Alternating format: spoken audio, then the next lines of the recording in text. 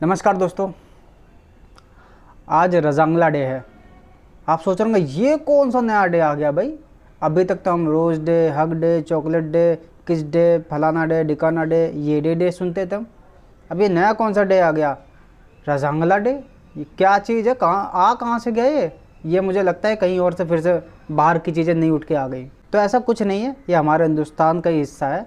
अगर आप इसको सुनेंगे तो आपको शायद जो छाती है गर्व से और चौड़ी हो जाएगी।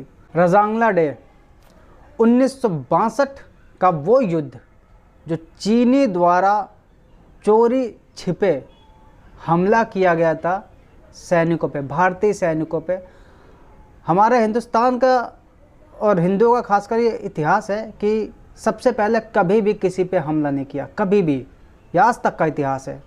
अगर भारत का आने वाले समय में भी कभी किसी भी देश से युद्ध होगा ना, तो शायद कभी भारत युद्ध नहीं करेगा पहले, मतलब हमला नहीं करेगा पहले। युद्ध तो हो गई, पहले कभी हमला नहीं करेगा।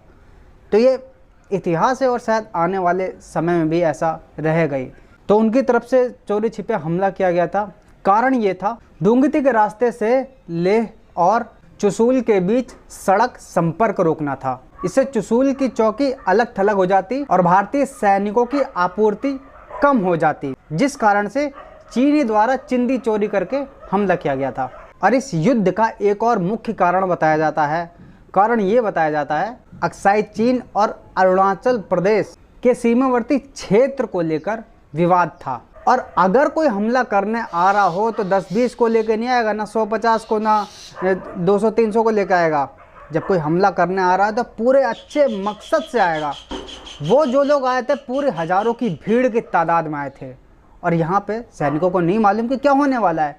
तो इसीलिए जो वहाँ के मेजर शैतान सिंह के नेतृत्व में हुआ था, जिसमें 120 सैनिक बताए जा रहे हैं युद्ध करने गए थे, जिसमें से 114 सैनिक शहीद हो गए थे। लेकिन 114 सैनिक वो भी भारत के ही ऐसे शहीद हो जाए तो नॉर्मल बात नहीं हो सकती ना, क्योंकि इन सैनिकों ने दुगने नहीं, तिगने नहीं, चौगने नहीं, लगभग 1700 से अधिक चीनी सैनिकों को बताया जाता ख़त्म कर दिया था। तब जाके 114 सैनिक हमारे भारत के शहीद हुए थे। और ख़ासकर इस रजांगला डे को ना यादव शौर्य दिवस भी कहा जाता है। कुछ नाम आपको बता देता हूँ। चुन्नू यादव, सुधीर यादव, राधेश्याम यादव, उमर शंकर यादव, सुनील यादव, राजेश यादव, मुकेश यादव और भी कई सारे 114 लोग थे। सारे यदुवंशी थे, इसीलिए यादव शौर्य दिवस भी कहा जाता है। ये जो युद्ध है 18,000 फीट की ऊंचाई रजांगला पोस्ट पर हुआ था। चीनी सैनिक कब्जा करने के लिए आए थे, लेकिन रजांगला पे कब्जा नहीं करने दिया। जो इस युद्ध का नेतृत्व कर रहे थे मेजर शैतान सिंह जी, उनको परमवीर चक्र से भी सम्मानित किया गया था। भारत के जितने भी जवान थे उनमें से एक शिखाराम यादव, जिनके पास आखिरी समय पे एक भी हथियार नहीं बचा था, निहत्थे हो गए थे। केवल हाथ से ही उन्होंने चीनी सैनिकों के सर जमीन में पटक पटक के, पहाड़ियों की चट्टानों में पटक पटक के, हाथों से सीना तोड़ तोड़ के 1, 2, 3, 4 नहीं 10 सैनिकों को ख़त्म किया। जयवंत सिंह रावत जी, जिन्होंने अकेले 300 चीनी सैनिकों को मौत के घाट उतार दिया था। ये है हमारे भारत के जवान। तो ये थी हमारे वीर जवानों की वो सच्चाई जो मेरे हिसाब से हर एक बच्चे को पता होना चाहिए।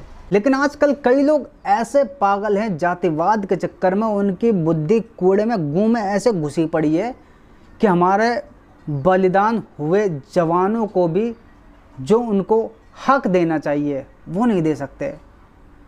खैर, बुद्धि भ्रष्ट उनकी, एक समय ऐसा आएगा जब उनकी घुटने से यहाँ पे पहुँच पाएगी। लेकिन मुझे उम्मीद है कि इस जानकारी को आपको सुन के अच्छा लगा होगा।